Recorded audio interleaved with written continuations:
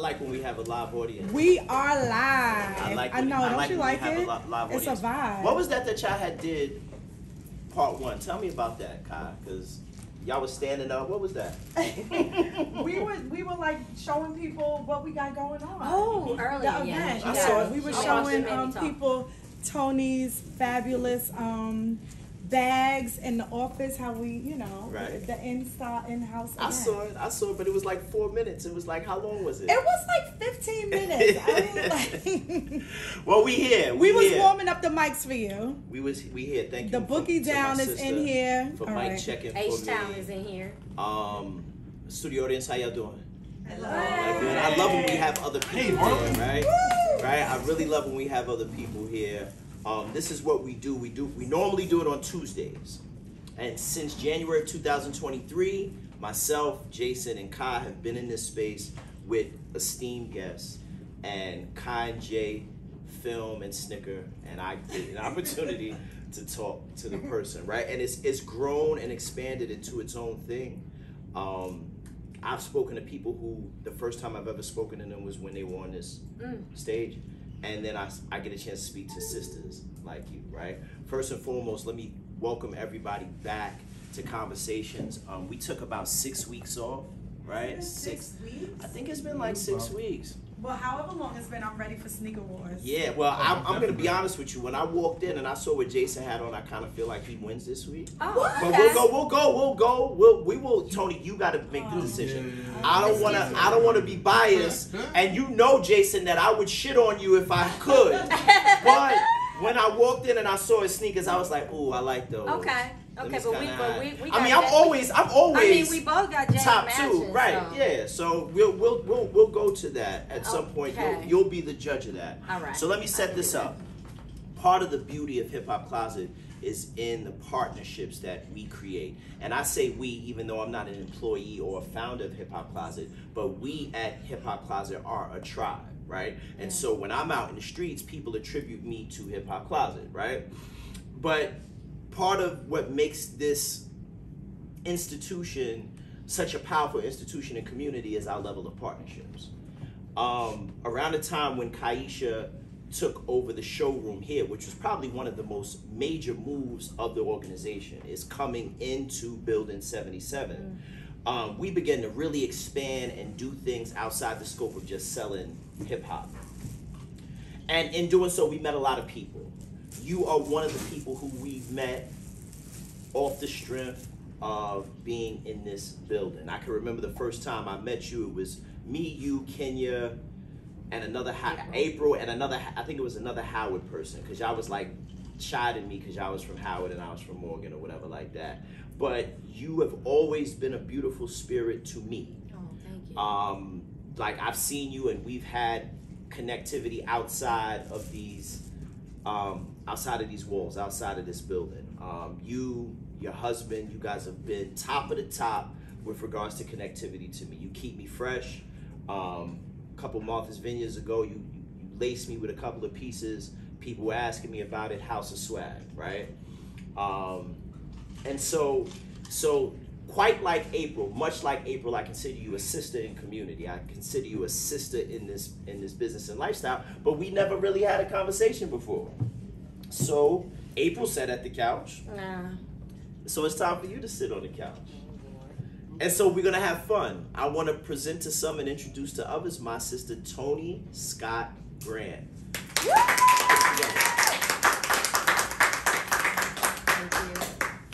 I didn't even say what I wanted to say, and what I wanted to say was that you're an amazing person, and by that I mean ever since I've met you, I see you in some amazing spaces, dressing some amazing people, and doing some amazing shit. Thank you. Right? We're gonna get to that, but I want to start at the very, very, very, very beginning. Where were you born? Where was Toni born? H-Town, born and raised. Houston. Wow. I didn't know that. You didn't? Nah, I don't think I knew that. Tell me about growing up in Houston. Growing up in Houston, on the north side. Different than here for sure. I'm still country. Right. Well, I can hear it. I knew you wasn't from here. I can hear it, but I didn't know it was the twang is still there. I have 2 sisters and a brother. Where do you fit in that? A baby. You're the baby. But I think I'm the oldest. Most babies think they're That's the it. oldest, right? Yeah. What type of child were you? Rebellious. How on a scale of 1 to 10? 11. Sounds right up our alley. 11. Right. Definitely rebellious. And I lost my mother when I was really young, so my father raised me. So definitely daddy's girl. And yeah, gave my bonus mom hell. Bless her. But I was able to apologize for that. So, how much of that rebelliousness do you think was trauma based?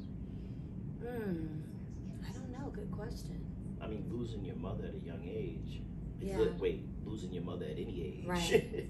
Right. It can be very problematic on a person's life. Yeah. Right. And so, how old were you when your mom died? 2.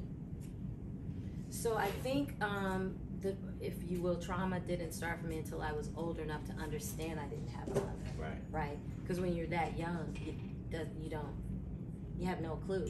Then you get older, I'd say teen years, and just noticing everyone else had their mom, and I didn't, and then how the sympathy would be different for me from girls my girlfriends who had mothers, and also how the mothers would view me because my father was raising me. So it was always the side eye, like, is she gonna be a wild child? Is she influencing my daughter? Like, what is her thing? Because she doesn't have a mother. Because fathers raising girls is a whole thing. Absolutely. It's a whole thing. Yeah. So right. Right. Before we continue, I was remiss. I'm so excited, and I was running late. I jump in here. I didn't even thank Coca-Cola. So Coca-Cola was our sponsor for Fashion Week, right? And so I want to give Coca-Cola their props because they came in and they sponsored the work that we did this week. We had an amazing fashion show on Saturday. Shout to Kaisha, shout to Kick NYC, Taisha Doe, right? All of the fashion designers that were a part of the thing. Shout to Jason, he was a model and a cameraman. And so, so Coca-Cola sponsored that. And then what made me remember it is I was drinking my drink and I was like, shit, I didn't mention the tequila. So tell us about the tequila. So the tequila is from T Capri Tequila. That is Miss Tiffany Hainsworth, and it is the first and only solely owned Black woman's tequila brand ever. Wow. This is a Black woman owned tequila brand. Solely owned, because a lot of it is partnership. So she had no reference points for tequila or the spirits world, and she literally just went to Mexico herself on a journey and figured it out. And I love that. Yeah. I'm drinking that. Cool story, Maryland. Yeah, Maryland. She's from Maryland. Maryland. Oh, I love that. Shout out to what's Tiffany Hainsworth. You know her. Tell us that. She's also a client. She's a client? I didn't know. And I guess it's a point of reference to say, and I always say this, you always are mindful when you're when you're in business in a space and you're shipping out things, you don't know who you're shipping to. So long story short, she reached out and she was like, hey, I bought a bag from you. I love your brand. Right. Hopefully one day we can partner, and here we are. So, amazing. Yeah. You tell her we love her here in Brooklyn. I will totally tell her. So, Wild Child, Houston, backdrop. Tell me about your sense of style when you were like in 7th grade. Oh boy. Always different. So they used to call me Valley Girl, make fun of me because I was the rebellious odd girl, and I would say odd Black girl. Because when you're in a predominantly Black school and you don't look like everybody else, you don't dress like everyone else, you get kind of. Absolutely. And so that was what that was. I loved it though. It didn't bother me any. I didn't feel bullied. I felt like, ooh, what are they gonna say today? Let's make it more. You know what I mean? Right. So one sock on one leg, 3 on the other, the whole 9. You know what's hilarious? We grew up, and I'm not too certain of your age, but I feel like we grew up around the same time. And Black culture in the 80s, Black child culture, teen culture was very much affected by white cinema. Absolutely. So like St. Elmo's Fire, all of it. Breakfast Club, Weird Science, right? All and my so favorite movies. A lot of the stuff, and even thinking back on some of the things I did, I kind of took from that genre. Punky Brewster, right? Doogie Howser, right? So it's interesting that you were like called Valley Girl, yeah, because that term reminded me of like 80s white cinema. What did you want to be? Police and lawyer. You want to be a police? And here we are, yes, and a lawyer. I know. Well, a lawyer is like, that's common with young kids because they like, shit, I'm good at arguing, I'm going to be a lawyer. But so I wanted police. to... Did you have police in your family? No. What was it about the police? I wanted to... I thought, okay, I want to be a police first to learn the culture from the street level to go into the courtroom. So it was all... you had your whole shit mapped out. I had it all mapped out. There was a law enforcement high school in Houston. Yeah, it was called High School for Law Enforcement, and my father wouldn't let me go. But that's where I wanted to go. You knew how tall you were? I was shorter than this. And I had a coach at my senior year, and he used to always say, Scott, you're not going to make it. Scott, take your baseball cap off. You can't be out there sweating at the police academy, and you're trying to have your hair pretty. All those things. Did you play sports in high school? Yeah, I played tennis. I played tennis and basketball. Where'd you go to college? University of Houston. Oh, you went to University of Houston. My nephew went to University of Houston. My dad was disappointed. He went to TSU. Awesome. So you stayed close? Yeah, stayed close for a little while, and I didn't go to college right away. Because I was so rebellious, after I started to get into other things as far as fashion, I was like, I'm not going this route. So you took like a break year? Not even break. I was just like, I knew what I wanted to do. I'm not doing this. Yeah. How long did you take off between high school and college? I went to community college right after high school just to go because everybody else was going to college and to keep my parents from bothering me. Right. And then I think I went for like a year and a half, and then that was it. I was like, it's not for you. Yeah. Now talk to me about the hip hop scene in Houston because this is DJ Screw, this is Scarface, this is Pimp C, UGK, my favorite group. Right? Yes. Tell me about that scene. So, funny you should ask. I guess if we jump into early styling years, Ghetto Boys was one of my first clients. So let's talk about it. Yeah. How old were you? Mid 20s. Yeah, mid 20s. How did you get an opportunity to style it? So I knew Willie D. Like right around the time Mind Playing Tricks on Me had come out. I knew Willie D. His aunt lived in the same apartment complex as you. And so we would always see each other around. And there was another female MC called Choice.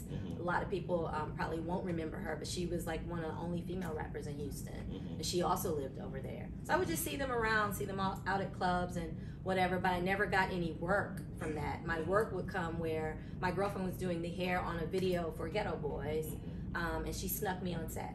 And she was like, just come, just act like you're my assistant. Right. And so I did. It was directed by Chris Robinson, who's gone on to do all these things. Yeah. And so what made you think, what gave you the audacity to think that you were someone's stylist? Okay, so I had a girlfriend who was in a group called The Truth, and they were the First Ladies of Def Squad. They were R&B group out of LA, but she was from Houston. She was my high school best friend and middle school best friend. And so I would always dress them for local shows. Every time they came to town, they were also background singers for Faith Evans at the time. And that was like the explosion of like mid-90s and everything was happening. I didn't even know what a stylist was. I just knew that's kind of what I wanted to do. And whenever I would say stylist, people would go like hair, and I'd be like, no, like clothes. So anyway, they came to town. And she's like, stylist, we're gonna do a club appearance, yada yada, and that was my foray. And then maybe like a few months later, the Ghetto Boys shoot was happening, and I just happened to have a friend who was doing hair on it, and she was like, just come. So something you said is something that I shared with my daughter and her best friend. So my daughter modeled for the Hip Hop Closet Fashion I saw her. So she bought her best friend, right? Because they came here the other day. Her best friend loved the vibe. She wanted to model, right? But the designers were not particularly expecting her to be there, right? And so when we first arrived, there was really nothing for her to fit into or to model. So the two of them come to me, and I told them, well, you need to get in where you fit in. If you want to be about this, if you want to do this, you better start opening your mouth. Talk to people. Tell them you want to model, right? So there's a thing. What happened? People throwing stuff? So there's a thing that it's about, like, look, if you in the space and you want it, then go get it. Yeah. And that's kind of what, you know, you getting put on set. Yeah. Do you remember how that conversation went? Ooh, yeah, she just told me to come and I was just so nervous. Like, even though I knew people and the whole thing, like, local, I just was like, they're gonna kick me off. You know, there's that absolutely, I should mention Destiny's Child. They were on the video. They were like, unknown, they hadn't got signed yet. Right. Willie D, many people don't know, he had a radio show in Houston on the hip hop station. So everyone would come through. And so I guess, I don't know if he was on the radio and told everyone to come out, we're having a shoot, whatever. But I just remember being so nervous, like, oh my God, they're gonna kick me out of here. And everything I was doing, my hands were shaking because I'm like, they're gonna know I'm an imposter. Right. Maybe you'd call it imposter syndrome. Right. But once I got there and kind of saw how everything was working, I felt like I should have been here a long time So ago. what's the mechanics of styling? And I'm saying this being someone who has been styled before, but I want you to explain it to people who have never been in that paradigm. What are the mechanics of, okay, I'm here, mechanics, so look, I'm gonna put it, so I'm here for a photo shoot. I'm shooting hip hop closet stuff. You are assigned to style me. What does that look like? So I always style people based on their personality first. I like to meet the person. I think that styling has changed. I don't even really particularly care for the term anymore because it's so different than when we started. Because I think now people get excited about celebrity stylists. But for me, it's just you're dressing humans. And so you dress people how they feel. You can tell when you put a client in something and then they're not feeling it. You sit on the red carpet all the time and you're like, they just have no confidence. So I'll tell you, give me 2 or 3 pieces out of your closet or bring them with me of 3 pieces that you say, when I put this on, this is me. And then I just style around that. Because that way I know that I'm still mixing what you know to be you, true, and comfortable for you. And then throwing things in the mix. That's one of the reasons why I love April is because, so April has styled me numerous times. But April and I will be in her back room just talking about clothes and what I like to wear. And, you know, we've had numerous conversations about that. So if April says, listen, I have something I want you to wear, I already know, she already knows what it is that I like and don't like. Exactly. So like most things, it's about the relationship. Absolutely, it's about knowing that the first. person. Yes. And building upon that, you know what I mean? And even if it's a new person whom you've never met, I guess going further, if it's not you and say you're with an agency, like my friend over there, Johnny, he's also a stylist. And so a lot of times you're with agencies and you don't have a say. So I don't want to knock the stylist when you see things on the red carpet or whatever. A lot of it is PR. A lot of it, it's relationships with these brands. You must use this design. So you're making something work that, you know, ordinarily wouldn't be you. You can't say it, obviously, because you're getting paid, but that's that. And so I think a lot of times people get blamed for things that may not have anything to do with them. And then the other side is sometimes the stylist is kind of working on the benefit of the label or the brand. Because that's what I said. We had Kalia, PR, business-wise. So we had Kalia in here, and she was like, from that standpoint, like, listen, you know, I'm pulling this to get it on celebrities so that your shit can be seen. Exactly. Right?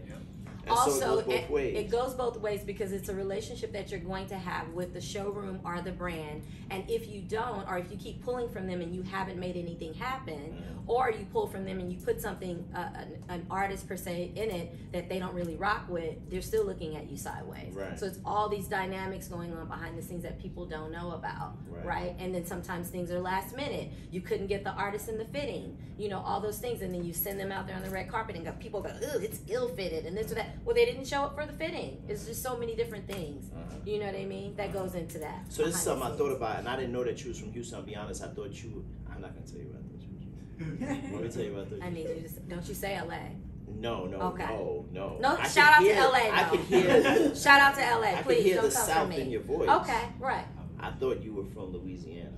Oh, I get that a lot. Yeah, But my family is New Orleans, all over. Yeah. So I already had this in my mind, but now that you're from, it still makes sense. So here's the question. So for me, growing up in Brooklyn, growing up in New York, there was a plethora of culture around us. There was 100 U's. There was like whatever, and what I'm saying in a general sense, whatever it is you wanted to do, there was already 1,000 people doing that here. This is the big city, right?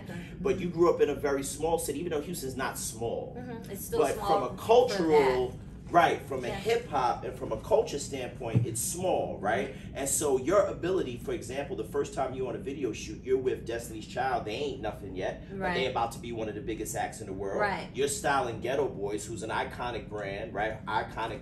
Wasn't styling them, so no one comes for me. Right, okay. Assisting on assisting, set. right. Really just whatever. Right. Just being getting there. in where I fit in. Soaking at that it point. up. Yes. But what I'm saying is, my point is, Houston was like the fishbowl. Singular. Mm-hmm. Right? It wasn't even the sink. No. And it damn sure wasn't the ocean. No. Sometimes, in my opinion, people who are talented that start out in the fishbowl have the moxie, and they kind of learn and prepare themselves for the ocean. Mm-hmm. Sometimes if you are brought up in the ocean, you take for granted. It's and true. you never really grow because you start in the ocean. Mm-hmm. But if you start in a fishbowl, it prepares you for the sink, and it prepares you for the, you understand what I'm saying? And so my question is like that, I didn't even know about that moment when I thought about this shit. But that moment was part of your preparation. How much other preparatory situations were you in before you left the fishbowl into the sink? Okay, so very good point, because what I will share is preparing. So I had already started like doing different things. I found out about FIT even though I was in Houston, you know, and the committee and all these things you have to do, because I was like, how can I learn the business side of this? I can see this is going to be a mess. Also, obviously, when you're styling back then at that point, you're purchasing.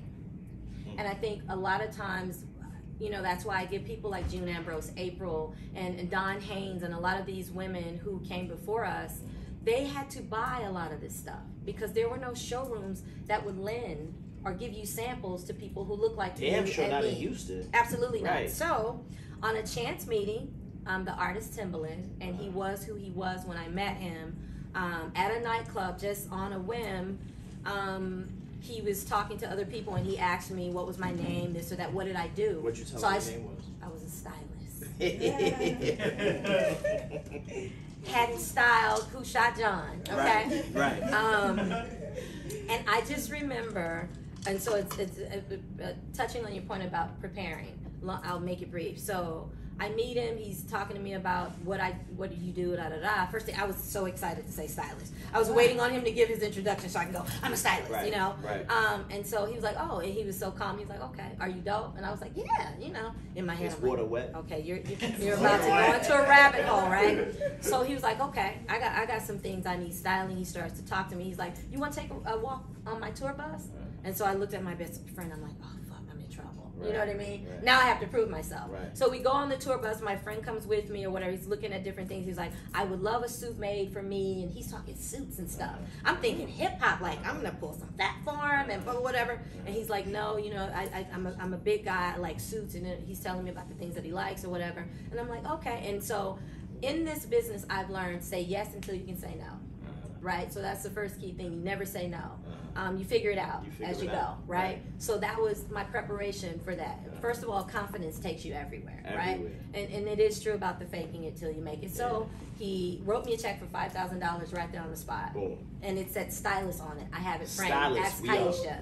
1998. What year is it? Right. It's not 98. Right. First check ever. Right. I was so excited. 5K. 5K, That's right? beautiful. And he's like, so you'll do this. I will need help. He was like, get on the bus. You got to come with me. So I had a temp job. I was a receptionist. I quit that job. I was like, I'm out. I'm on the bus. It's over, right? And I remember Genuine was on the bus. I think Playa was on the bus, and a couple other people, whatever. And it was just like little radio spots and things like that. All of stuff was Fat Farm and whatever. Right. But what I was tasked with was the suit. Right. So the suit, and I think he just wanted to test my muscle. That's it. So never, you know, make sure you're ready is all I'm saying. Yeah. So a friend of mine was a model, and I knew she would have connections. Is why you're asking, like, how do you get where? How do you find the things? I went to Neiman Marcus, and I took that little money and I said, I'm going to buy the material. I'm going to buy a suit and bring it back, but I need the suit to mimic what I want to make. So in my head, I already knew what I wanted to do. All of that stuff, got it done. My girlfriend, who was the model, was also a seamstress. So she sewed the suit together for me. Nice. He loved it, and unfortunately, Genuine's, I think, father had passed away or something, and he wore it to that. And that was pre-social media and all this other stuff. But that was like my first foray into, you know, that world. I had no idea what I was doing. You believe in manifestation? Yes. So you believed in yourself enough to provide the energy that he would believe in you. Yeah. Because if you don't believe in you, oh yeah, I sold it. I sold it. Yeah. Yeah, I sold it. And here we are. 5,000. How much of that you kept? Probably half. Because I you know. Round of applause Sorry, for her. Tim. Keep half of that. Exactly. Yeah, but I did. I kept my budget. You know, that's all of that. And styling is all that stuff. It's purchasing, buying, budgeting. I think, you know, people are so lost into the world that we are in now, but you have to forecast. Right. You've got to be able to look at something number-wise and go, okay, this is going to be X, Y, Z. True. You know, yeah. I watch a lot of podcasts. I was watching, there's a comedian. He's more like an actor. He's not really a comedian, but he's funny. His name is Marlon Minks. He goes by the name Minks. You ever heard of him? So he's out of LA, right? And so I was listening. I really like his work. And I was listening to him, and in his story, he talked about, similar to you, he was working at Enterprise, and he got an opportunity to like film with some people, and he left Enterprise and just like never came back. And he went to North Hollywood, and he slept in his car for like 10 months and just worked. He would go to the 24-hour fitness to wash up, to work out, and he would work all day, and then he would sleep in his car. And that level of dedication is part of what placed him where he is now. So my question to you is how deep was your love? Like, tell me about how you proved during these early times that this is what you were going to do. Now, you mentioned leaving the receptionist gig. How deep did it get for you? Okay, my husband's watching, bless his heart. D-boys. A girl was not doing the struggle, huh? Right. She's fucking with them dope. I mean, you know. Yeah, they got low. They got disposable income. I had one. That's fine. One is enough. You know what I mean? So and you know, he believed enough in me. God bless him. To enough to when I moved here, because I knew there was a lot I couldn't do in Houston. While all the things were great, again, like you said, there's no resources. Like I always was running into a brick wall of trying to find things and, you know, all that stuff. So, and everyone was like, you got to get out of here. Right. So that was kind of. So you moved here when? I moved to Brooklyn '99. So he was here. My roommate is in the house. Okay, Michelle. roommate. Okay, that's roommate. funny. First roommate I ever had. Never had a roommate. I had a whole house in Houston. Wow. And it was weird coming here because I noticed, like, to tell people I had a house in my 20s, they'd be like, a whole house. Oh yeah, it's different. It was very different. Yeah. But the girl who was the assistant to Chris Robinson was roommates with Michelle. Wow. See, everything is everything, and it all connects. Where did you live when you came here? We lived on Union Street. In Brooklyn? In Crown Heights. Whoa. Y'all was in the hood. Okay. Yeah. So 99, you here. I was here. You come here. Everybody always say, well, I came to New York with $50. I came to New York with $150. How much you came to New York with? I had a little change. Yeah, a little, Shout out. The girl likes some things. Yeah. Shout out to my dope boy. You know what I'm saying? Make sure he was good. Yeah. So you came with a little something. And what did you do here? So. Because let me just preface by saying I admire people like you because I've never done what it is that you've done. Yeah. I've never moved somewhere to like get on. Yeah. You know what I'm saying? Yeah. I had a house, car, BMW, whole nine. So I don't know how I've been everywhere where I just get plucked. Right. So because we were friends with this person who was, you know, working with Chris Robinson, she knew a lot of people. So I was just asking, like, who's the dopest stylist here, girl or guy, who I should work with? And the first name she said was Groovy Lou. Groovy Lou. So I said, okay. So there's a locks listening party. I'm not even here 2 or 3 months. Right. And I walk up to him and I go, I'm a stylist. I'm here from Houston. I just got here. If you need any help, whatever. He looked at my card. He was like, okay, I'll give you a call. I think the next week I was working with Snoop Dogg in LA. Wow. So just like that. Like that. Mm-hmm. And I still didn't really have a lot of the resources as far as when I would call showrooms and I'd say I'm picking up something for Groovy Lou, they'd always ask, well, who are you? Right. You know what I mean? Because they knew everyone. Right. So they'd be like, who is this person? Right. You know what I mean? So you had to kind of stake your name in it. But that didn't last long. No. I'm sure that it was a moment where it happened, but it didn't last forever. It didn't, but I mean, you guys, you're a New Yorker. You know, you guys are a little territorial. Right. So it's like, who is this? Who do you think you are, kind of thing. You know. Right. And it was all the urban brands from Maurice Malone to Fat Farm. That was a beautiful time to be a stylist too, because you're talking. That's when hip hop had brands. Exactly. 555 Soul, LRG, Academics, all of it. That's when we was doing our thing. That's when Kai had me taking pictures on fashion. Yeah. You know what I mean? Yeah. In the fashion district, we was doing, I was happy that I had gotten here. It seemed like it was on, I could see it's the outs though. I saw it, you know what I mean? Right. Which is why I wanted to go to FIT. I'm like, I need to learn the business side of fashion. Urban fashion and styling is not going to last long. I wanted to make sure, because the other side of that is if I wanted to go into another, I would say the others to work with them. Whenever you said names like Timbaland or what, they didn't care. I mean, this is not now where these people are like who they are. Right. This is then where showrooms were like, I'm sorry, good luck to you, or just wouldn't even return the call. Right. You know, and back then you'd have to have a letter of intent from the label, because I didn't even mention the labels were the ones who you were working hand in hand with. And you had these big 12 by 18 books that you had to pack around with all your styling work in it. And you go up for these meetings with all these labels. They'd look through your pictures and tell you thanks but no thanks. So you got your rejection right there on the spot, but it built your muscle. You know what I mean? They wouldn't tell you why it was a no. They would just tell you thanks. And you knew thanks because they weren't saying, okay, you're booked or what have you. So that's kind of how that was happening. Right. I want to talk to you about the science of it, and I'm learning, and I love this conversation because I'm being educated. Like, I know the process that I go through. So, for example, I do a lot of public speaking. What helps me is reading, right? So I read a lot. I use Audible, and I don't know if you would consider Audible reading, right? Because you're listening to a book, still reading, though. right? But I read a lot and I write a lot, and so because I read a lot and I write a lot, I'm way more fluid when it comes to this, right?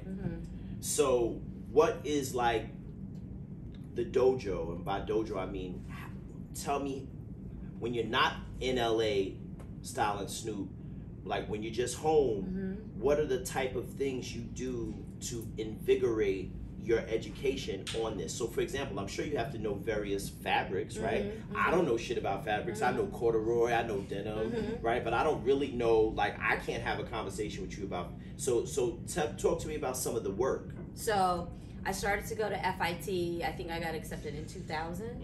And one of my first classes was fabrics and textiles. So that's how I learned. And I wanted to learn from the ground up, like how does all this work? I think also it gets lost today where people think styling, they think you just know name brands and you just go pull something and it's easy, and it's not. It's label whoring. But that's not what it's so much more than that. And then when you get into TV and film, as I have, it's a whole different ballgame from styling. It's opposite of styling. Because no one cares about what label is in the back.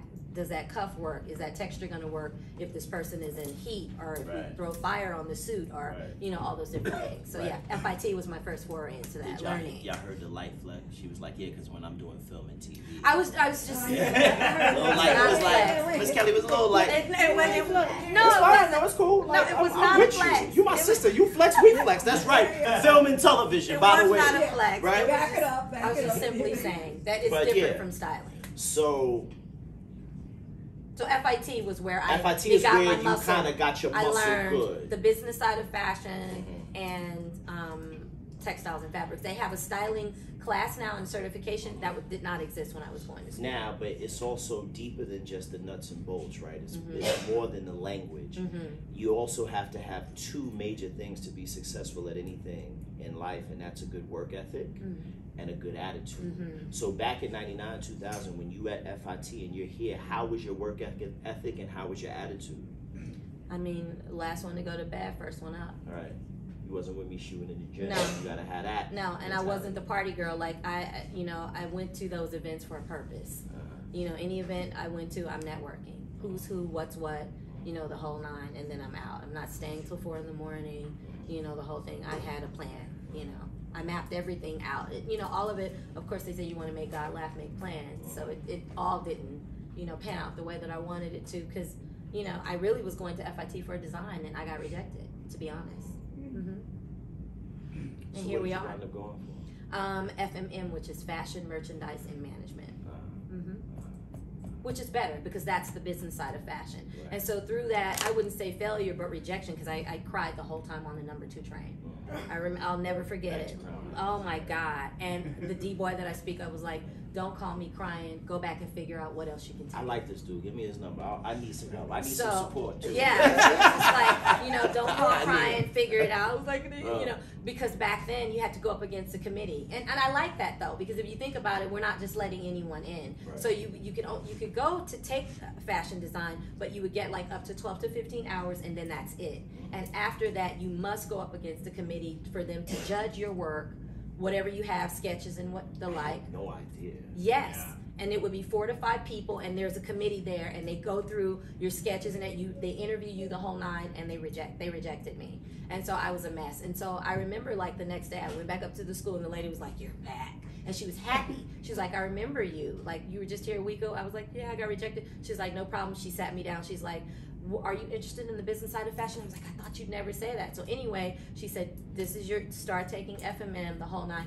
On the side, I was working PR. I was for a brand called Easel, which is on 29th Street in the heart of the fashion district. Yeah. And I guess let me just say this, and I want to thank Aisha, because I'm so quiet and low-key and humble. People have no idea all these things that I've done. I'm in awe. I know. Yeah, and so because I don't, it just, right. I feel like, oh, it's past, it's okay, but right. I don't like flexing. I want to inspire, and that's it. Yeah, I want someone watching to say, oh, from Texas, didn't know anybody, the whole 9, and came and tried to make, do what you want out of this life. It's not about the flexing and the but I'm gonna tell you, I'm gonna tell you why I need my black women to flex. Mm-hmm. Because any industry that a black woman sets foot in that isn't feminine oriented. So what I mean is, like, I'm not talking about if you're a nurse. I'm not talking about, that sort of thing. I'm saying hip hop is a very toxic patriarchy. Yeah. And as a black woman, you jump into that space, immediately you're dealing with objectification, you're dealing with manipulation, right? You're dealing with deception. And I did. Right? All the thing. Of course you did. You're a black woman, and you ain't but 5'1", 5'2". Of course you did, right? And so those black women who have been able to chart that path and make it to the other side, damn right you should flex. Yeah. Because what you need to, I don't mean in a braggadocious way, but what I'm saying is, I got a daughter. I got 2 daughters, right? One of my daughters is a grown woman, but my 9-year-old loves fashion. She wants to be a model, and she needs people like you to flex so that she understands the potential. If you're quiet and you don't necessarily brag about it, then she may be, because it's not just bragging about the positive, but also I need for you to explain pitfalls. Yeah. Because she needs your help. Yeah. And I'm saying, I'm using my daughter, but other black women need your help. And so I see you around and I see you doing your thing, and you're right, you're quite like, what's the word they've been using? Demure. Very mindful, very demure. Very demure. Yeah. But no, I need you to flex sometimes, because there's younger girls watching. Yeah. You know what I'm saying? And they need to know that that shit is possible. Yeah. Or women who have aged, and they need to know that you can turn, like when I'll say this, a short period, my mother was dying, God rest her soul, of breast cancer. So I was building the career, and it all came to a screeching halt here because she was back home in Houston. I left everything that was here and rebuilt myself. And that's how House of Swag was born. We'll get into that. But I'll say that for FIT, I got what I needed to get because I was going to FIT and I was also working in PR. So all of the Fashion Week being here, I did all that stuff. I went to all the shows, whatever, because they would always invite my boss. Anna Winter would come through our showroom all the time. I remember one time she came, she threw her coat in my hands because she thought I was the coat check girl. Meanwhile, Anna, I'm the girl who's about, I'm I'm the girl who's about to walk through the line to show you this is what we've done this spring. Right. So imagine the look on her face after she did not speak and walks in and threw her coat in my arms, covering me. Right. And my boss was like, oh, and Tony's gonna walk through, and I come prancing back there like, yes, me, remember me, because she literally didn't. I was invisible, and so I'll say that also, just piggybacking off of what you're saying. It's for young Black women. That is why I do this, but it's also why House of Swag exists, because I really feel like that invisible. I never, and I always tell this story when I'm on these panels and everything. The way I felt and being invisible in PR and fashion, like, you know, it was a dream job, and I got to do all the things and go to LA and work the Grammys green room, and, you know, for gifting suites, and I've done all that stuff, and it just wasn't fulfilling because I was always the only Black girl, and I was made to feel like the only Black girl, and made to feel like they were doing me a favor because I was there, other than what my talents were. But what I was doing at night, every night, I walked through and I remembered where they were getting their stuff manufactured. See, I was the spook who sat at the door. I used it for my own gain. And that's why House of Swag is here, so we could be of excellence, because I learned first from the ground level. So when it was time to go to Bergdorf's and Bindle's to give all these presentations about, and this spring we're doing, and the celebrities that are wearing our stuff. So I learned all that stuff early, as far as how PR works, and gifting, and, you know, how to get to the artist, and going through the hair and the makeup people first. That's how you get to the artist, and all those different things. The art of fashion, I learned it from, you know, just being a sponge and soaking those things up. So you do have to do the work, and that was my work. You know, all the rejection and everything is how I arrived. You know what I mean? Have a drink. I want you to. Okay. We hot. We hot. We hot?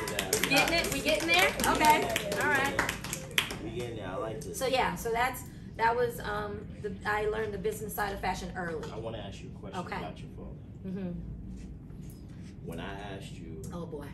When I asked you, that's all right. I feel the same way about mine, and he's going too.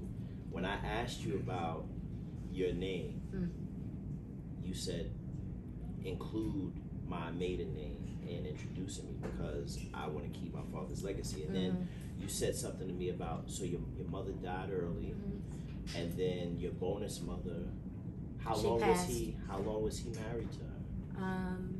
Until I was maybe like 14, 15. And they separated. And eventually divorced. Divorced. What type of man was your father? Stern. Shreveport. He was from Shreveport, Louisiana. So see, I felt that shit. That's how you knew. I felt that shit. You said Louisiana. I knew that shit. I said it, right? I felt that shit. Yeah. So very stern, very masculine. You know, and he was not with any of this that I'm doing. He wasn't with this No, shit. he was not. He was. My pops wasn't with none of this. Right. He was like, you need some stability in your life. You know, my father was a chemical engineer, so he,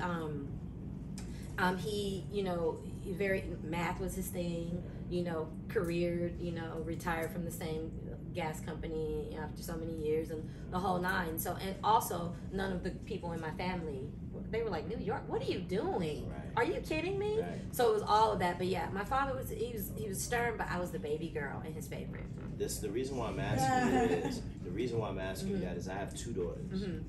So my oldest daughter is 29. And 20 who? You had her when you were 10? Yeah. Okay. Yep, I jumped off the porch early. Copy that.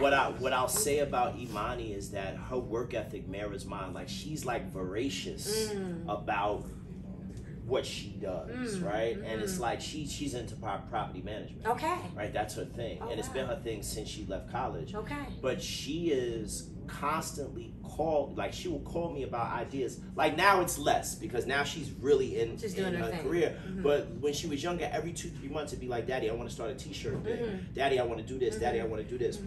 Very forward thinking. My youngest daughter is 9, and that's really like, I always say, when you have multiple kids, you know which child is going to be with you in your last days. My 9-year-old is going to be with me in my last days, right? She is my shadow. She's, you know, and she watches what I do, and she wants to be a part of it, right? And so that's why I brought up your father, because I want to know, what is it about him that I see in you? Because I don't know him. I know you, though. What is it about him that I see in you? What is it about my dad that is me? I guess everything that you're saying: strength, determination. He was always, you know, very, again, kind of like, I don't want to hear about failures. What else can you do? If you build your own, okay? If they said no to you, then figure out a way. Go underneath the door. Go through the door. My sister, shout out to my sister. I hope she's watching.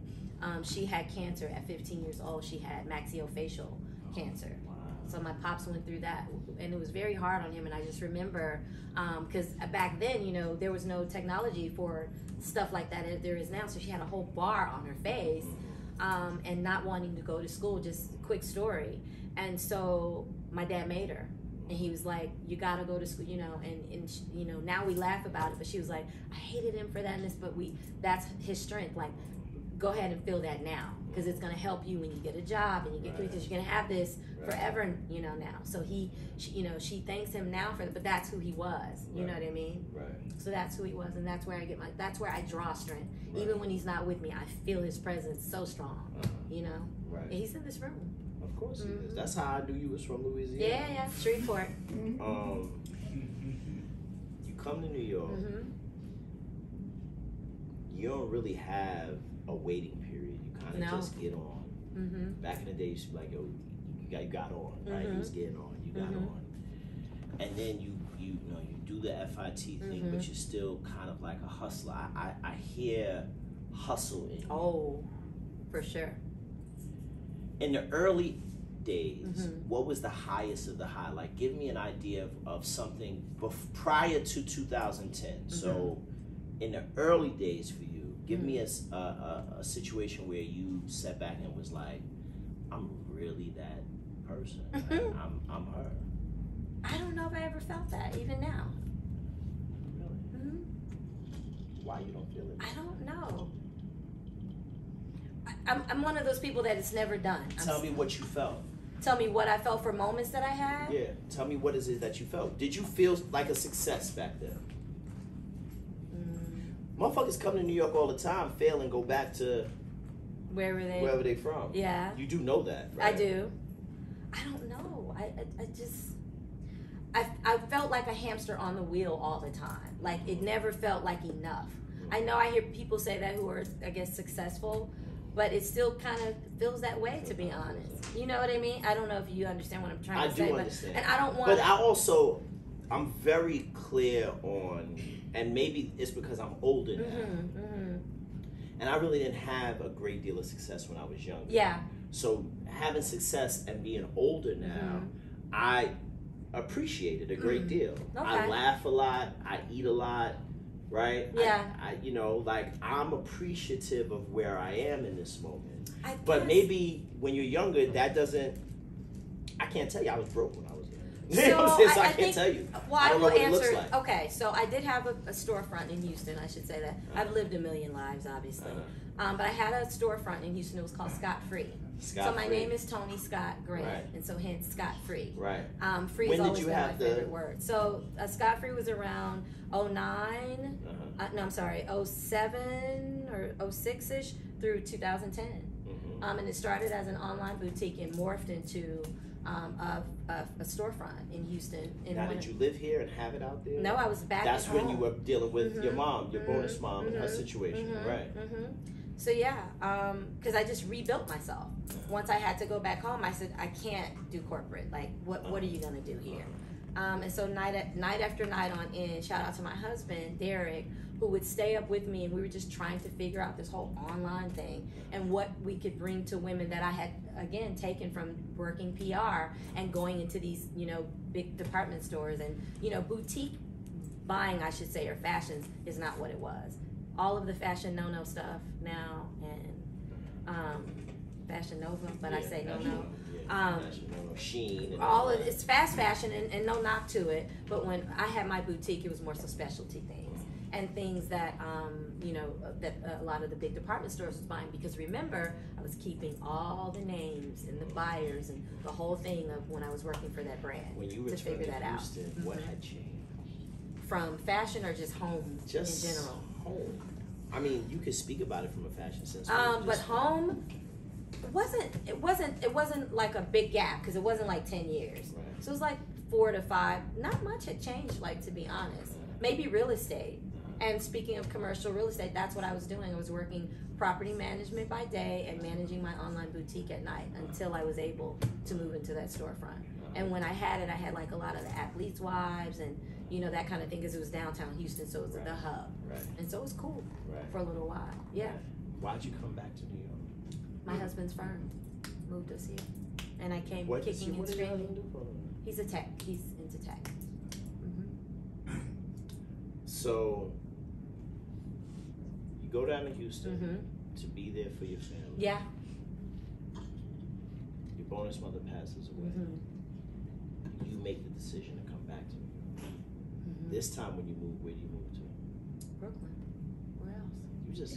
You just about that Brooklyn life. I feel you. I ain't mad at you.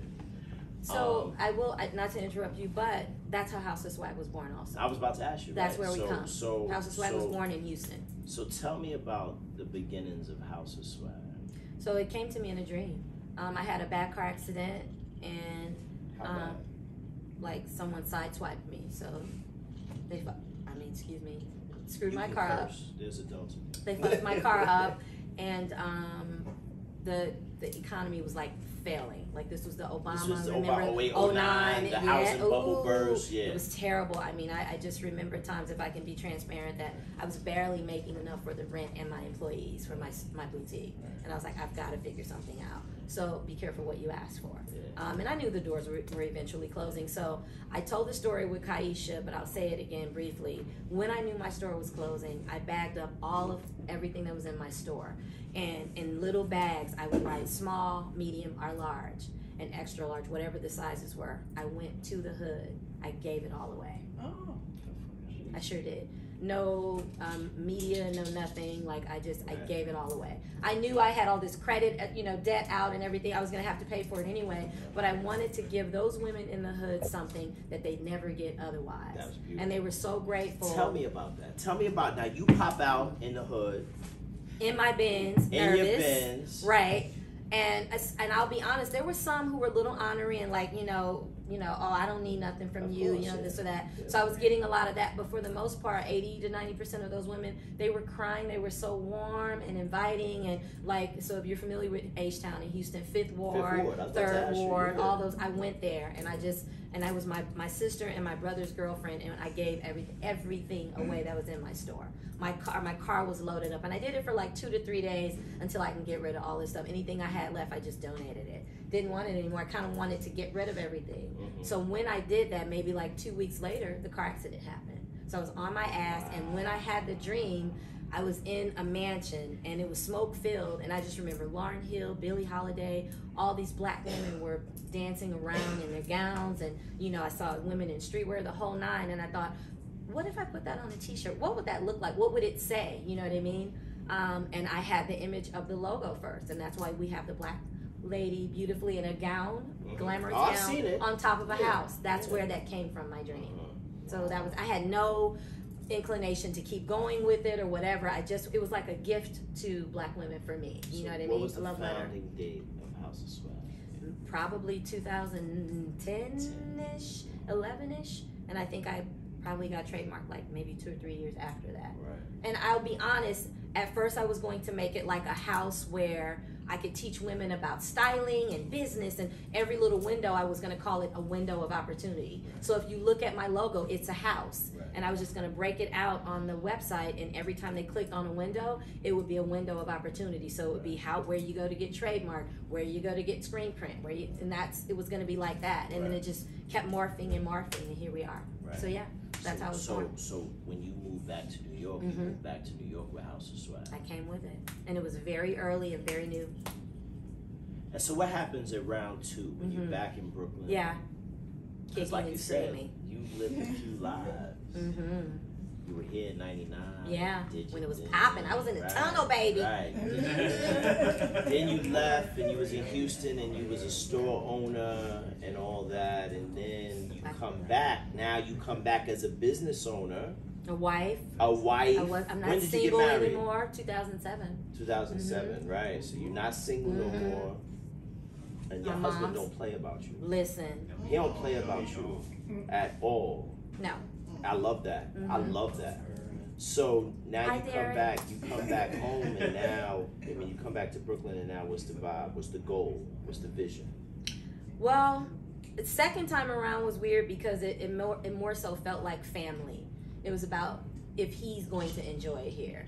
Because he's from Houston. He's from Dallas. He's from Dallas. Mm-hmm. Mm-hmm. So it kind of felt like this is for my family and not so much about me. Right. So whatever happens with me, I'm grounded because I've got a few things under my belt. The store is online, so I don't have to be anywhere. You know what I mean? I hadn't even gotten back into the foray of TV and film. None of the things. It was just more so just making sure the family was grounded, making sure my son could get into a good school. He ended up going to high school art and design, and all that. So yeah, it was just really about family first, like taking care of family. And then I would just start to go to little events. And I remember, like, you know, if someone said one of Rizmia's in the house, I remember literally meeting her at a Kwanzaa.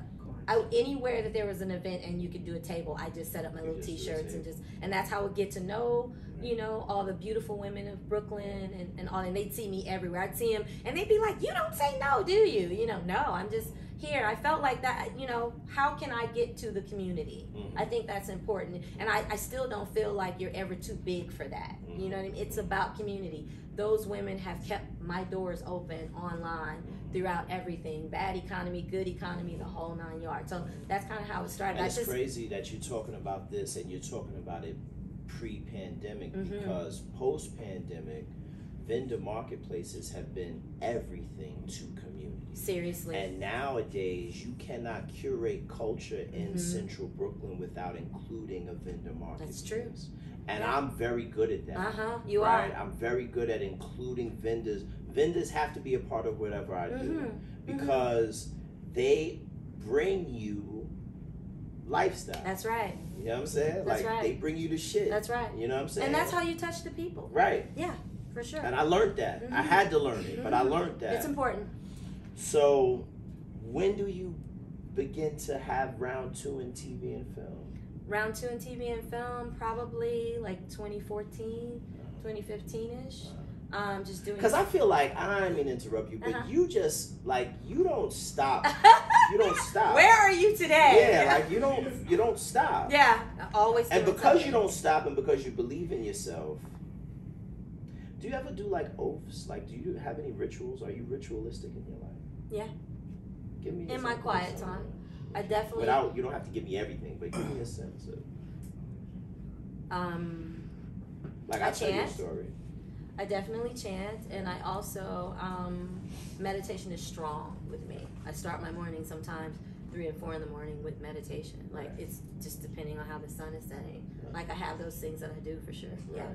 So, and this, I really got this from Kai and, mm-hmm. and Dan, but from their household, and I've told them this before, they used to have this, like, oath, like this financial oath mm-hmm. at their door. Mm-hmm. So when you leave, and I believe Kaisha got it from her father, when you leave their house, you would see it before you left. Mm. So one day I took a picture of the shit, mm-hmm. and I would just like read it to mm-hmm. myself on a daily basis. Then somebody put me on to the oath of manifestation. Mm. And oath of manifestation is this oath that's been around for hundreds mm-hmm. of years, right? And I began to say it every day. Mm-hmm. To this day, I say it every day. Mm-hmm. And I swear to God, I never want for anything. Mm-hmm. If I need something, I'll say that oath at like 7 in the morning, mm-hmm. and here it comes. At 12, I got to check, right? It's so, rituals are such a part of, like, if you make a book about success, mm-hmm. you can't leave that out because without consistent practices, where are you? Yeah. And so that's why I asked you that question, mm-hmm. because I'm looking at you and I'm listening to you. And I'm like, she got to have some shit with her because why on earth are you working so fucking much? Like, why are you doing? What is it about this life that makes you think I love it. that you got to continue to do this like this? I love it. I love it. And I don't work for money. I work for freedom. Right. So that's it. I do not work for money. Money comes and goes. I work for freedom. And that's how I feel as well. Yeah. I don't work for money. No. The freedom to choose. And freedom to choose, saying yes and no is a luxury. Yeah, and let me I tell you say something. no a lot. Just today, I was standing on my stoop, and I saw somebody walking down the block, and they didn't have a positive disposition on their face, and they had their work ID on their neck, and I watched them walk past my block, and I was like, I'm so glad I don't have to make that decision. Yeah. I'm so glad, because the person obviously was coming home from work. Yeah. They still had their work ID, and their face was like, I'm so glad I wake up in the morning with the opportunity and the freedom to do the shit that I want to do. And because of that, I'll do it all. Yeah. I don't. And shout out to the people who still have to. Yeah, no, I mean, yeah, there's God a place, bless. there's a place in that, right? Absolutely. And there's also like, so there's levels, because in the same token, you know, I'm speaking about my particular life. And it could be one shift that will shift everything and place me in a different space. So I understand, of course, the gratefulness, of course, you know, of my blessings. Talk to me about, because I love House of Swag, you know that. Thank you. I also love some of the models of House of Swag, and we'll talk about them later. Like Tia Kirby, shout out Tia. You love Tia? Oh, I love Tia. Hi, Tia's Tia. amazing. Dallas, okay. Tell me about that work, because I'm gonna tell you what you did. You gave me the Red Fox shirt, and you was like, "Yo, I got something for you," and you gave it to me. But you ain't give it to me like just folded up in a bag. You like had it in a box, and the box was like purple. Look at Lila. And like it was a whole shit. Riz, it was a whole shit. Right? Consistency. It was a whole thing for this t-shirt. Yeah. And I did an unboxing, because I was like, yo, when I got the bag, I said, oh, I can't just let this shit go to waste. I gotta show people. Yeah. A lot of times it ain't the product, it's the spirit behind it. And you give good spirit behind your product. So I kind of want to get into that. Like, why House of Swag? And why, what is it that connects the brand to the person in such a way that we as consumers feel it? Well, I put myself in the shoes of the person that's receiving that. Right? People work hard for their money. And of course, I'm a shopper. So there are things that I get and I'm like, how did this even, like why and how? But for me, it's just a feeling. One of our taglines is not House of Swag, is not what you wear, it's what you feel. So people feel stuff when they're wearing our clothing. And I think it's more so, that's when you're putting on something, people have a choice as to what they wear. So that's also when, when they're receiving something, I want them to know you're special to us. Thank you, you know, in the best way possible. And so it should look like a present. Right. Like it should feel like your birthday every time you order something from us. So yeah. How far has it gone? And what I mean by that is actual distance. Like, who is ordering House of Swag and where? Man, shout out to Michelle Buteau. From the Netflix series Survival of the Thickest, because I've never seen, like, I missed her. She was here. Yeah, you did miss her. Yeah, I missed her. Yeah, so because she wore a couple of our pieces in that series, shout out also to Kia Bounds, costume designer. Those orders were, I mean, as far away as Africa. I think we had never, I don't remember having orders from Africa prior to that. You know what I mean? That's far reaching for me. And that's 100 countries, Netflix. So it's overwhelming just to think about people viewing that and seeing, you know, our pieces, you know, there in 100 countries. It's too overwhelming to even think about. I probably know the answer, but what do you like more? And I'm going to give you 3 choices from your life. Do you like styling, quote unquote, celebrities? Do you like the work in television and film? Or do you like owning and operating a brand? Which of the 3? What's your answer? Owning and operating a brand. Number 3, baby. Yeah, absolutely. The people brought me here, and I'm here to represent the people. The other stuff is fluff and stuff. I can give a shit. So it's been 14 years. Yeah. You gonna do something for your 15th anniversary? I might do a little something. Yeah, do a little something. I'm grateful to still be here. You know, every day. Yeah, you can't be where we are and not have gratitude. Yeah. It's impossible to be who we are and where we are and not to be grateful. Right? So again, I know you're grateful. Yeah, for sure. Tell me what a day looks like for you now. Well, do you still work? I mean, do you still do like, I'm asking, and that's facetious, because I be seeing you backstages with all the, you know what I mean, with all the big dogs, like, so you still hustle. I just got off tour with Missy. Oh shit, okay. Room went quiet. Okay, right, yeah. All right. And I was able to get baby girl, Raina.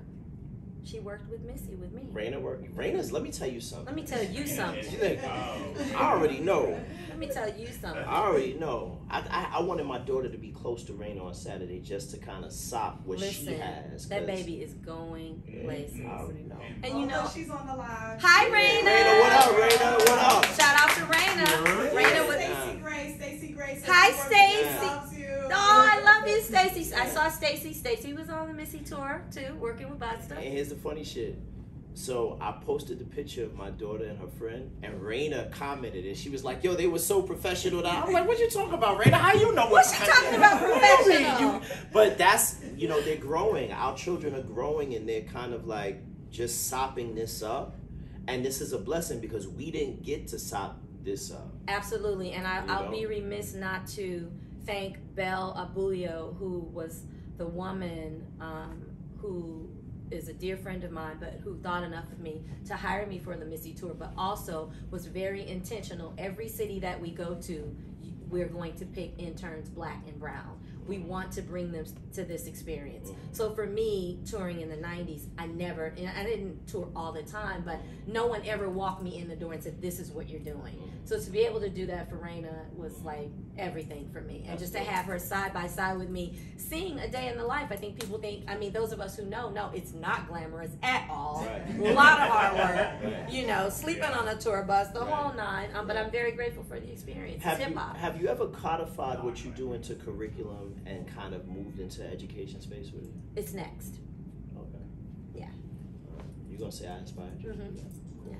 Cool. And Kaisha, because she's always trying to drag me out of the house, and I'm always like, nah, because it's necessary, right? Because that's how you pay back. Sure. Is by stepping out and educating. Of course. You know, but I want to get back to what a day in the life. Day in the life?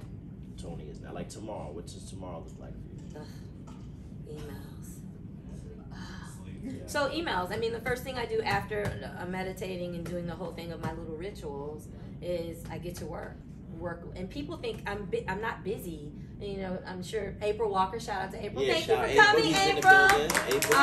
I think people, when they think we work from home and we're entrepreneurs or whatever, that we're just twiddling our thumbs. We're busy from sun up to sundown. There's always something, and your day gets disrupted because, again, people think, oh, you're at home. She's at home, but she's busy. Do you ever feel overwhelmed? All the time. And I'm thankful for Kaisha and April, the text threads be off the chain. Yeah, what do you do in those moments? Because I feel overwhelmed at times. Yeah. Like let me tell you something. I'm so glad summer is over. Right? But even, so I was talking to somebody today because I'm planning something. I got a partnership with Best Eye Family Health coming, and we're doing other things. And I was telling the person, I said, yo, I was really hoping to slow down after the summer left. And that's not happening for me. Right? And so I need a moment, right? Yeah. Because Yeah. right. Because I'm a father, right? And like I have a lot of boxes that require my attention, and you're the same, right? And so how do you battle that feeling of being overwhelmed? I mean, sometimes I don't. I just scream or I cry and get it over with. You know, I think about words of wisdom. I think about what would my dad do? What are people? How are you overwhelmed when people are at a bus stop right now with like no options, no this, and I remember those things keep me going. It doesn't mean I'm not human and I'm not like this is all bullshit and I want it all to go away. And that's the first thing I do is I breathe though. I know good breathing techniques. You gotta do that. The next thing I do is I jump on my chat with April and Kaisha and I'm like, fuck this. Fuck this shit. All of it can go. All of it goes away. I'm over it. And I have days where I wake up and I don't like any of it. And I think when people, you know, they get in, you know, whatever, don't let the little fancy dress fool you. I never wear a dress, first of all, by the way. Just felt like putting on a dress today. Who made the dress? This is Alice and Olivia. Okay. But I think one of the things that people, it's not that I'm not grateful, but sometimes we're tired. And when you're black and in business, it's a triple, you know, whammy on all the things that I think some of it is not talked about because you are overwhelmed. And I think also there's a certain hierarchy that all of us you know, you're not trying to reach it, but you're looked at as at a different scale, Gotcha. right? Because, you know, I hate to say this, but I will. A lot of times, you know, the cards that are held up against us is, I'm never shopping black owned again, or this is too high, or this, that, and it's just not fair to us. Like, you know, I understand that some things are just crap, you know, but also please give grace to your black and brown business owners these days. It's really tough. You've got you know, an economy that's just not so great. Everyone's having a tough time. I get those things. So that's again going back to when you say, why are things packaged so pretty and all that? That's for the lady at home who all she can afford is a $10 mirror from us. And I want to cry right now because it really makes me emotional, because people don't have to buy from you. They don't. So if it's a $10 mirror or a $300 bag, it all goes out the same. I'm so grateful, you know, to have that, to have that customer, whoever it is. So let me talk to you about this. I want to tell you this, and then I got 2 more questions, but I also want the audience to ask questions. So give me another 5 or 10 minutes with her, and then I'm gonna give her to the audience. I didn't know you was gonna make me cry, but go ahead. That's fine. I mean, you know, it's fine. You amongst family. Yes. It's perfectly fine. I love you, so you can cry next to me. Look, I was at a meeting last Friday. I wore a Roots of Brooklyn hoodie. So I'm at the meeting. Now, mind you, everybody is in suits and shit, but I don't care. And here you come. I don't care. Right. So I have on a hoodie, and a friend of mine, well, a colleague, I wouldn't call him a friend per se, but he asked me about the hoodie because earlier in the week, I had on another Roots of Brooklyn hoodie. So he was like, yo, like you had on when I saw you at the thing. And so I explained to him, and I said, look, like I have a hashtag. You should have bought more tequila if you're gonna bring that. Thanks, Kai. Right. So I told him. I said, I have a hashtag that I use in social media called "Wear Your Friends," and I do that because I try to be as intentional as possible in my choosing of what I wear. Yeah. Like you said, clothing is a choice, right? And so for Marlon chooses as much as possible to wear black ownership. It's part of it comes from childhood and growing up in this community, but then part of it comes from once I really started plugging into Hip Hop Closet and being availed to all these other black designers, right? And seeing them and just saying, well, I want to support that. What can consumers do? Because you just said, like you said, some people be like, well, fuck that, I ain't wearing black designers no more. Yeah. What is it that we as consumers can do, if we can do anything? This may be a dead question, but for me, I'm active in my campaigning of black designers. You are, and thank you for that. Right? I'll wear Walker wear to a meeting, and people are front. Oh yeah, now I know April, you don't know April. I know you don't know April, right? Yeah. You know what I'm saying? Like, I'll wear, like, I'll even wear, like, Timbisa, who's a friend to the room, she made a set of sweaters, crew necks. Yeah. And I bought a crew neck, and I wore the crew neck. Yeah. Like, to me, that's my way. Even this hat is from Bed-Stuy Fly. Come on now. To me, that's just my way of saying I'm with you, right? What can consumers do to edify black designers more so that other consumers understand, number one, it's important to spend your money with black folk, because when you spend your money with black folk, that black designer is paying black labor, and black labor is going home and spending that dollar with their black family. That's number one. But number two, we have to get out of this idea of like, we'll give a white institution more leeway than we would give a black institution. That's exactly so you could mess up one time and they'll be like, oh, I ain't fucking with you no more. Meanwhile, a white institution could fuck up constantly. Same with the brand, right? A clothing store, right? Yeah, they and get to fail forward. I just had a situation with Uber. Uber fucked up. They did some fucked up shit, yeah. And I was mad at them. And I told them. And when I'm texting them, because you can't speak to nobody, I said I'm never using Uber again. Yeah. And then I thought to myself, I was like, shit, I gotta use this. Yeah. I can't not use Uber. Right. What the fuck is you talking about? So talk to me about what we can do as consumers to kind of continue to edify you guys as designers so that we can work together to make sure you succeed. Well, you know, it's always a double-edged sword for me having to answer that question as a consumer and also a business owner. But, I mean, my answer is always the same: intention. what is your intention? I remember having a conversation with my sister talking about Dr. Claude Anderson and how he's always on group economics, right? Exactly. Yeah. And she did not know about the dollar bouncing, you know, and that our dollar does not bounce. Right. And so I said, think about a day in the life. When you go to the grocery store, get gas, all those things, were any of those places black owned? Right. Then imagine what it's looking like for us. Right. If there's no intentionality. Now, I know that it's harder because of resources, and you may not have the gas to drive across town, and someone's over here and there. But if you can just on a daily just be intentional, because also here's the thing: we don't need a handout; we need a hand up. Right? We're not building things that we think you just buy it because I'm black. I only believe in excellence, right? So if I'm giving you excellence, then tell a friend.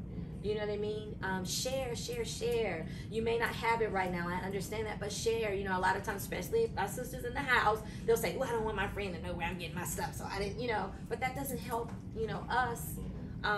Black and brown business owners. But I think that's the number one thing if you're intentional, because I don't want guilt dollars. I don't want people buying because let me just buy all the little black brand over there. Oh, let me just give them, you know, a little sell or two. Did you like it? Do you mind sharing? If you like it, tell someone how it was packaged, the whole nine. Everything counts. You know what I mean? So that's really the start of it. Just be intentional with your dollars. Right. I knew that. I just wanted you to say it. That's the answer. Because they need to hear you say it. Yeah, it's just be intentional. Last question before we go to the crowd, and this is a very simple question. Are you happy? Are you happy with your decisions that you've made in your life? You're a woman now of a certain age. Like you said, you've lived multiple lives. You've had success. You've had failure. Are you happy? I'm a beaming ray of sunshine. Yeah, I like to hear. I'm happy because I'm blessed. Right. And it's not the things. Right. It's the inner work. Right. That's it. And that makes me happy. And people ask me, what is success to you? Happiness. Right. That's it. Right. I feel like happiness multiplies when you're happy. It's like when you're happy, it starts off with like 1, 2, 4, then 8. And all you got to do is wake up every morning. Choose happiness. Choose happiness. And it opens up a portal for other things to come. Sure. Yeah. Positive. Yeah. Energy feeds energy. There you go. Yeah. Thank you. Thank you. Absolutely. All right, I'm done. Y'all want to talk to her? Raise your hand. Riz, can you come on? I just want people to see you, Riz, because I love Riz. I do too. You know what I'm saying? Hi, I Riz. love you both so much. I won, this is my first in-house hip-hop closet, sitting with the conversation, but Marlon, I love you, you're my brother. Already. From the 56, we do that. But Toni, this woman, from the moment I've met her energy has always been, no, I don't want to make you cry, but her energy, and we talked briefly about it, has always been the same. Yeah. She don't even know how much she encourages people just in her presence, her aura. Right. You know, like you can be in a room with her and it's just like, you know, like energy transfers, and because she always walks with such great energy. Thank you. I love being around her. Thank you. We talked about purchasing from her. It's, for me, when I shop House of Swag, it's not like, it's like, oh my goodness, it's not like, oh, I'm just supporting a black owned business, because you, Toni, are way more than just a black owned business. Right. You are a walking bubble of inspiration and sheer excellence. Thank you. The first time we met, I brought this, it was a wine colored dress, my first maxi dress with pockets. When I tell you, I still have that. She just told me she still has it. I still have. It's at least 10 years. Listen, and once I get those straps, because the leather straps kind of, I will be wearing it on a continuous, but that's to tell you the quality. The t-shirts, you know, highly spiritual but still a G. That's me. I wear that on my Fridays.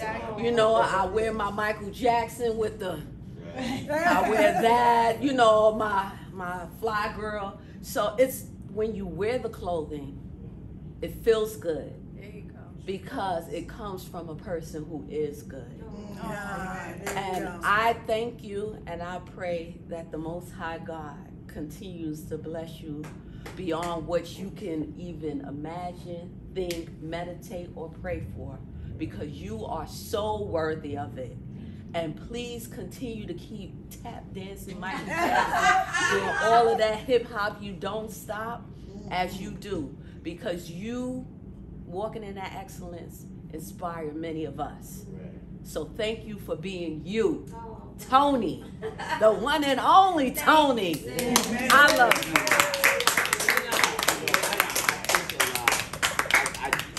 I think a lot about the institutions that I'm surrounded by and what is the best way to support those institutions. Hip Hop Closet is an institution. Walk Away is an institution. House of Swag is an institution, right? And I'm constantly thinking like, you know, because I feel like I live in a great time, and I feel like once we die, people are going to look back at us and say, yo, they did their thing. We was doing it. We was doing it, right? I feel like I live in a renaissance, yeah. But I also don't always feel like the world understands how dope my sisters are, you know what I'm saying? And so, like, I do my thing, right? Like, Kai could call me at 1 a.m. and say, nigga, I need you to jump on live. And she is up at 1. And I'll do that shit. Like April could call me and say, listen, I need X, and I'm gonna do that shit. Yeah. But I sometimes feel like that ain't enough, because y'all already know I'm gonna do that shit, right? Like, we need to magnify these institutions. Yeah. And so that's why I'm glad that we had this conversation, because I don't think I may have wore House of Swag sweatshirts on this podcast, but we've never had you like in the way that we've had April, right? In a way that I've even interviewed Kaisha. She kept saying, "You're gonna."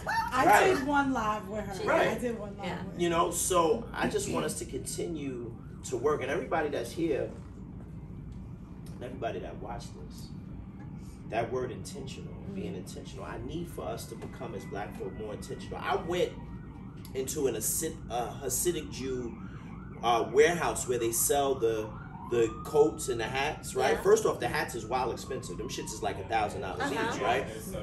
Shits is wild expensive, right? But when I went in the warehouse, you know what I saw? Rows and rows. I felt like the Matrix. Like, it was just like all of the clothing that their entire community wears in a warehouse. And I thought about how powerful of a community they are because they all shop there. Yes. And I think that's part of what drove me to this idea of Wear Your Friends, because I seen it. I'm like, wow, this is beautiful. Like, how dare you guys not understand this schematic, right? Yeah. Simple and beautiful. And so I want us to do the same thing. I want for people to want to be a part of Hip Hop Closet, to want to be a part of House of Swag, to want to be a part of Walk Away, and for us to do our part to make that happen. Anybody else got any other questions? Because I can talk about this team forever. I just want to say that I support my friend since 1999. Yes, she has. When she even had scot-free. I still have clothes that have tags on them because I want to dive into them. I was cleaning out my closet today and I found a top and it still said scot-free. Right. Thank you, I Michelle. haven't worn it, Yeah. but I promise that I'm going to diet into this top because I love it so much. But I'm not giving it away. Right. But I'm so proud of my old roommate. Thank you, Since Michelle. 1999. Y'all telling y'all age. We are. Can I just say also Ride or die. before you, huh? Stacy Gray, she wants to. She said, "Tell April I Shout out love to her." Stace. But she also has a message for you, Toni, because she just came off of tour with you and Missy. Yes. I just want to tell Toni I'm so very proud of her, so very honored to call her my friend, and I really believe she's a beautiful and special human being. Well, Stacy's also an institution. Oh yeah. So wait, she has a message for you too, Marlon. We do appreciate you, Marlon. You definitely do hold us down. Yeah, We that's my love you, sister. I love her. Stacy. I We love her. love I saw you, Manny. Stacy. Stacy, I saw Manny in the barbershop. Thank you, Stacy. I saw her son in the barbershop last week when I was in the barbershop. I saw Manny. I love Manny, man. I just wanted to say I'd be remiss, Kaisha, and April, my dogs. You ladies are the quintessential,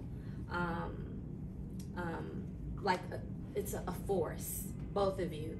I'm grateful for you. I'm grateful for your sisterhood, for your love, for your support, and we are the change, because I know people say be the change, and a lot of times people think business, especially with black women, we're catty, we're messy with it. It's none of that. You guys don't even know how, even when we're like getting new things for our stores, we can send to one another and say, what do you think about this? And we cursing folks out, you know, behind closed doors. Of course, like, but all those things fill my spirit with joy, and I can't wait to share with them every day. Right. Like, it has to be something, and even if it's 3 o'clock in the morning and they may not say it until the next day, it just feels great, especially for me not being born and raised in Brooklyn, and how they've embraced me, all of you guys, mommy, everyone. Like, I always feel when I come here like this is family, and the same with Michelle and her family, and my friend Johnny, who's here too, supporting me. Like, you know, I think that it's important that as we lift as we climb. I'm always saying that you send the elevator back down so that someone else can shine, so they can hop on that elevator and come with you. Who wants to do this stuff by themselves? So I just wanted to say that, like, especially Kai, thank you for having me and talking me into this, you know, because I'm always in my shell. I don't want to do. I have social anxiety, I should say. So I don't like being in front of crowds. That's one of it, and it's really, to be honest, it hasn't been beneficial to my brand, but I'm grateful that people find us anyway, and the celebs and whoever else who rock with us. I'm grateful, because people are probably always saying, well, who's the owner? Well, what do they do? Who are? Because I'm never really out there like that. Like, I just refuse to, you know, like, do the things. So you and me had an interaction that I was like, oh yeah, this my friend. Yeah. And you may not even remember this interaction. It was during the pandemic, and it was at the post office. I remember. Yes. Yeah, and doing the things. Right, doing the things. I was shipping off elderberry, and you were shipping off what you were shipping off, and like, it's a lot of times, like, people meet me through Kai and they're like, yeah, that's Kai Peoples or whatever. Yeah. And then when you see them one-on-one, it's like, yeah, you Kai Peoples. That's my kinfolks, as we say in H-Town. But right, family. But we had a connection there, and you know, we've been good, and we're gonna continue to be good. And like I said, I love you, and I mean that. Like, I want to see you win. Every time you give me some House of Swag shit, I'm gonna post that shit. I want people to buy it. You know, I want people to see how fly we get one another. Yeah. You know what I'm saying? Together. And that's my whole shit. I wouldn't, like, that's the shit. Like, you know, from Hip Hop Closet days. Like, I just want to show how we can get fly. Yeah. So that people come and support what it is that we do. Yeah. Right? Yeah. That's it. So, with that being said about fly shit, it's time for the sneaker wars. But I'm gonna we're different. Yeah, what's up, A Boogie? Now you got to turn that. You got to turn that. Yeah, you got to turn that. Don't, do I cry again? You might have to, because I might start crying. I just want to say one of the best things I ever did was say yes to that fashion show. Oh my God, I was going to say yes. You know, because I got 2 sisters here. Like, literally my sisters. And nobody knows what this walk is like as a woman of color in this business, especially this business. It's permeated with whiteness. Yeah. Being white and whiteness are 2 different things. It's a very elitist industry. And sometimes it feels like you're the lone wolf. Yes. Right? And thank God God has carried me all of these decades, because otherwise I wouldn't be better, I'd be bitter. Yes. Yes. But it's for the grace of God that I have sisters like this, that like she said, if y'all read some of them threads, y'all might not be buying our stuff. But we love y'all. You should know by now, we're not doing this for a bag. Yeah. Right. We're doing this for community, for culture, and because we really believe in what we do. Yes. And so what we need to do is let that dollar circulate in our own community past 6 hours. Right. Because in other communities, it's 30 days, it's 21 days. And ours, it's 6 hours. Yes. And that's dissipating. So, like, if we value our own magic, everything changes. And you push me every day, because you inspire me too, just like you do. And it's just like that excellence.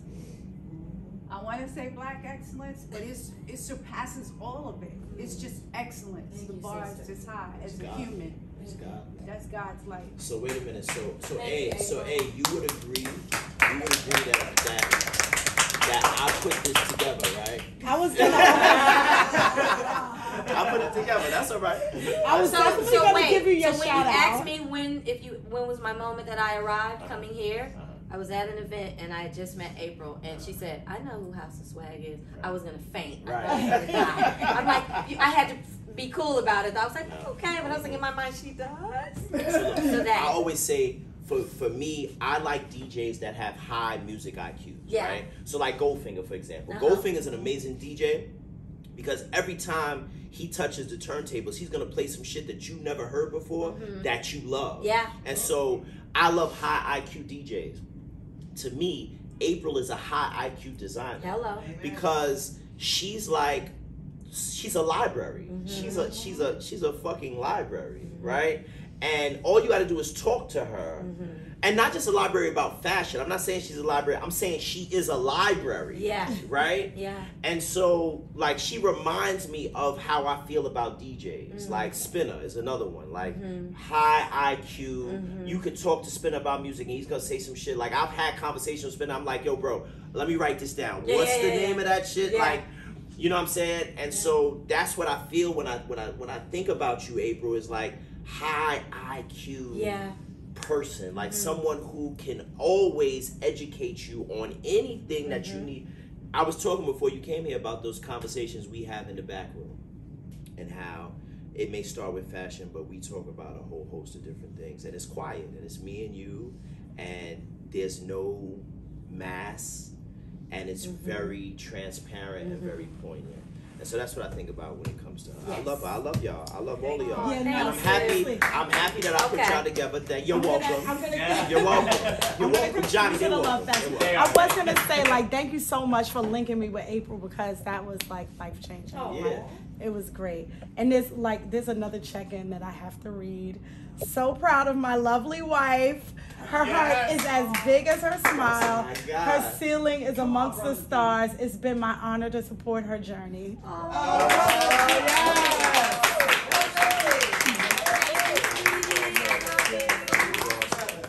He's also he's like a guard dog. Yes.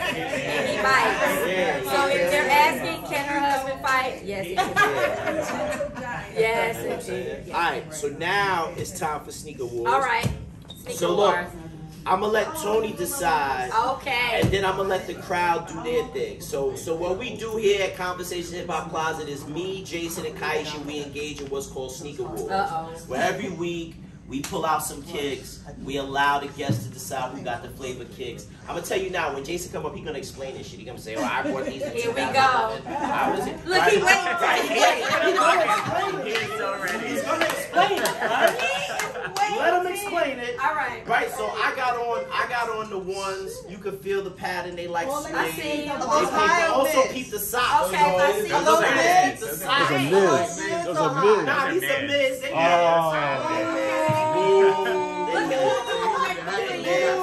that's all right, because Kyle got on mids too.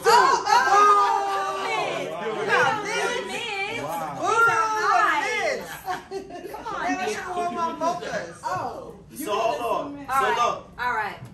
Oh, Right? you got mids. I see, yeah, boo on the mids, right? Yo, I can't believe that. I can't believe them. Look, he's sticking them shit in here, though. I'm saying they don't got these in the like I ain't got nothing. Look. They don't got these in the highs. I should have worn my Look. mocha. Nah, explain What this we shit. working Wait, with? watch. Just saying, like, you don't never seen this colorway before. Okay, no, I haven't. This is a custom colorway. It's blue. You see that? Nah, it's not blue, baby. You see that? You see the lace? That's like gray. Okay, the lace is sparkling? Yes. Nothing. Look how he holding his foot. Look at him. Look how he holding his foot. He like this, like yo. He like this. He did like this. All right, Tony, you can decide. You got mids? She's totally. Again, she came all the way You from see the the socks? You don't see the socks? The sock elevate the The sneaker. socks elevate the kid. They do. You needed socks I because do. you're I wearing got a couple mids. pair, but they don't make these in highs. Okay. All right. You I never got a seen pass. That's why I made a good sock. But you Okay. never even seen these. Okay. Never seen this color. I haven't seen that colorway, and I think for that. Kyle, look, Kyle already out. She already. I wore these like 8 times. Not the 8 times. All right, who wins? I'm gonna give it up for Jason. Yeah, colorway. I like that. Colorway. He doing his I like those. I like those. I ain't mad. Like I Yeah. told you, when I saw them, I was like, ooh, that's Yeah, what yeah. I'm gonna do. He tried it. Yeah. Yeah, he tried got it. you. He tried it. did, yeah. Keep them shit to the I side. don't even like For a them. few months. I don't even like them. All right, we love y'all. Thank you Both guys in for the tuning in. audience. Thank you guys. Right, Lovely. we back. Yes. We start on Tuesday. We're gonna keep it running. Shout out to Tiffany Hainsworth. Tiffany Hainsworth. Auntie Capri. Right, we gotta meet. I need to talk to her. Oh yeah. Miss Hainsworth, if you're around, I need to talk to you. I want to Okay. talk to you about this journey. Yeah, let her come. Amazing. She should come. She should come Yeah. on. Thank you, Coca-Cola, for sponsoring Fashion Week for us here at Hip Hop Closet. I love when we have a live audience. You know what I'm saying? I had me a few drinks. So moving forward, we're inviting everybody to the live. That's what we doing? Yes. Yeah. I'm Yeah, with we're it. gonna have a live audience. I'm with it. Oh, good. I'm with it. I'm with it. I'm Yeah. with it. All right. All right. It's a wrap. Thanks It's for a wrap. joining Thank you very much. us. We'll talk to you Tuesday.